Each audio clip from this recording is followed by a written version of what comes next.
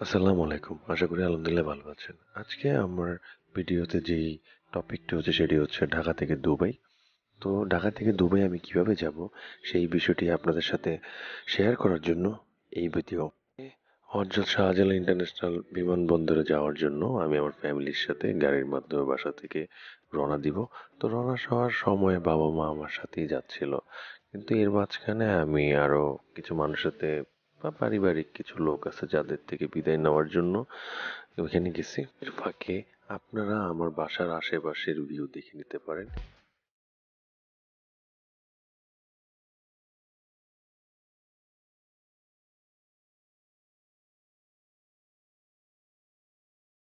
চলে এসেছি শাহজালাল ইন্টারন্যাশনাল এয়ারপোর্টে। আমার ফ্লাইট যেহেতু 7:30 বাজে, সো আমাকে অন টাইমে থাকার জন্য তো এখানে 4টার মধ্যে চলে আসতে হয়েছে। তো এখানে আমি আমার ফ্যামিলি সহ চলে এসেছি এবং অপেক্ষা করছি, কারণ হচ্ছে এখানে আমার আরেক ভাই আছে যে কিনা এখানের ইনচার্জ। সে আমাকে সামনের পথ দেখানোর জন্য আসবে, সো আমরা ওয়েট করতেছি। এর ফাঁকে আমি আমার আম্মুর সাথে কিছু সময় কাটাচ্ছি, কারণ আমার মন খুবই খারাপ। উনি মানতেই পারতেছে না যে আমি তাকে ছেড়ে এই দেশ ছেড়ে চলে যাব। তো এখানের মনোরম পরিবেশটা খুবই ভালো এবং শান্তপ্রিয়। সময় গড়িয়ে এখন বেলা 3টে বেজে গেছে, সো আমি আমার যত জিনিসপত্র আছে লাগেজ আছে সবকিছু বুঝে নিচ্ছি এবং দেখে নিচ্ছি যে ঠিক আছে কিনা। এরই মধ্যে আমার ওই ভাইও চলে আসছে যে কিনা আমাকে গাইড করবেন। সো সে আমাকে সকল কিছু বুঝিয়ে দিচ্ছে।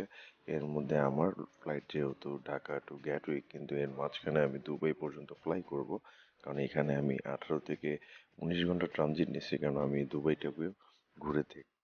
আশা করি আপনারা আমার সাথে থাকবেন এবং আমার এই সফরটা দেখবেন, এনজয় করবেন এবং আমাকে সাপোর্ট করবেন। আম্মুর কান্না দেখে আমি নিজেও কেঁদে ফেলছিলাম, কারণ আপনারা বুঝতে পারবেন যে এটা কত কষ্টের যখন কোনো মা তার সন্তানকে দূরে পাঠাচ্ছে। আম্মুর কান্না দেখে আমি নিজেও নিজেকে ধরে রাখতে পারতেছিলাম না। চেষ্টা করছিলাম আম্মুকে খুশি করার, কিন্তু আমি তাতে মনে হয় ব্যর্থ হচ্ছিলাম।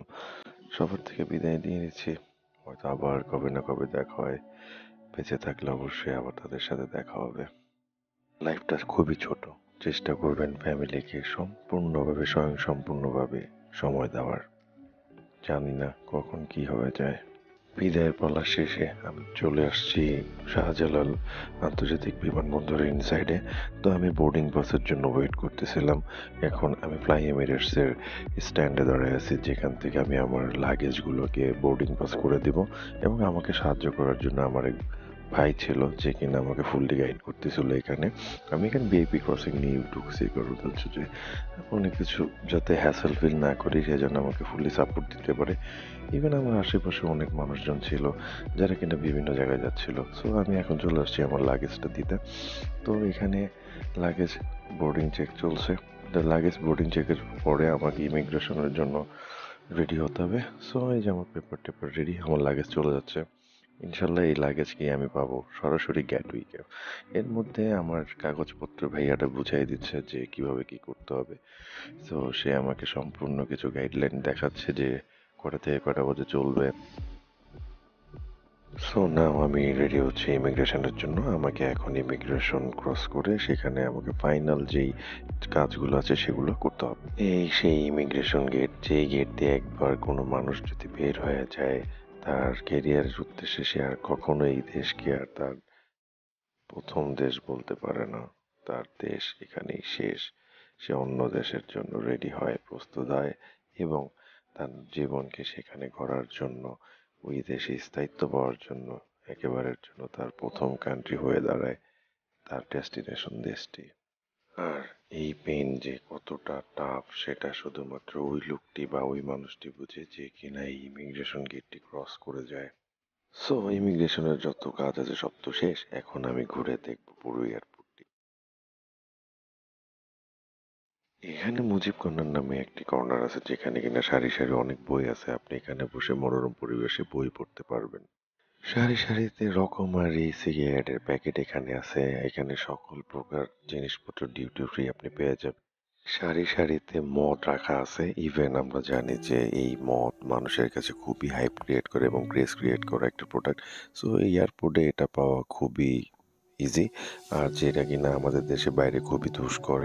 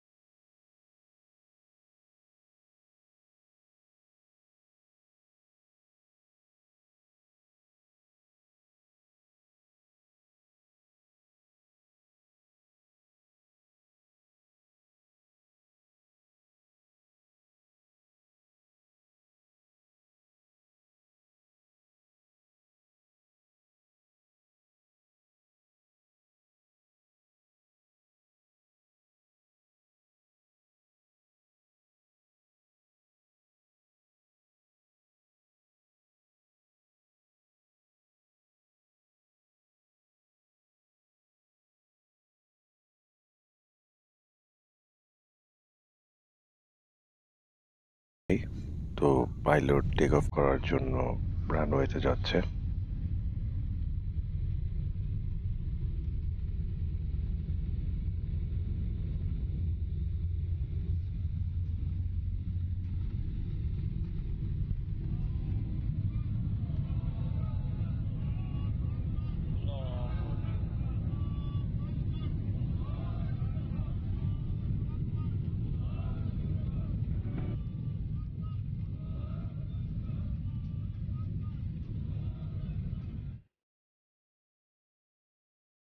তো আপনার টেকিং অফ, আপনারা দেখতে পাচ্ছেন যে ঢাকা শহরটা কত সুন্দর লাগছে।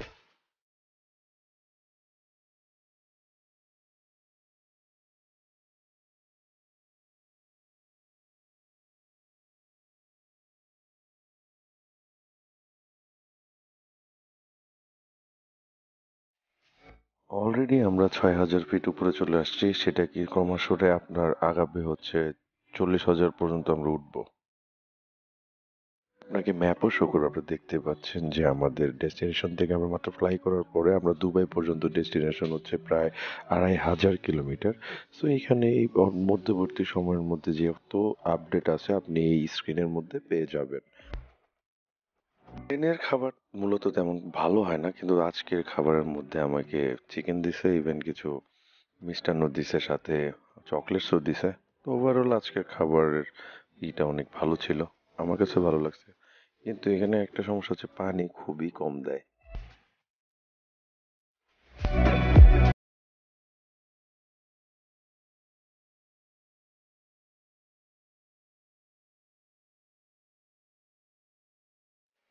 তো 4.5 ঘন্টা ফ্লাই করার পরে রাত লোকাল টাইমের 11:30টায় আমরা চলে এসেছি দুবাই আন্তর্জাতিক বিমানবন্দরে।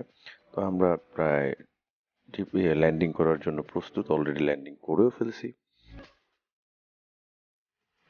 আমি অপেক্ষা করছি বের হওয়ার জন্য, কিন্তু আমি বুঝি না যে বিমানের দরজা খোলার আগে মানুষ পাগল হয়ে যায় বের হওয়ার জন্য, এইটা কেন? সো ফাইনালি আমি চলে পৌঁছে গেলাম দুবাই আন্তর্জাতিক এয়ারপোর্টে। পরবর্তী ভিডিওর জন্য আমাদের পাশে থাকবেন। এই নিয়ে আজকের ভিডিও শেষ করছি। আল্লাহ হাফেজ।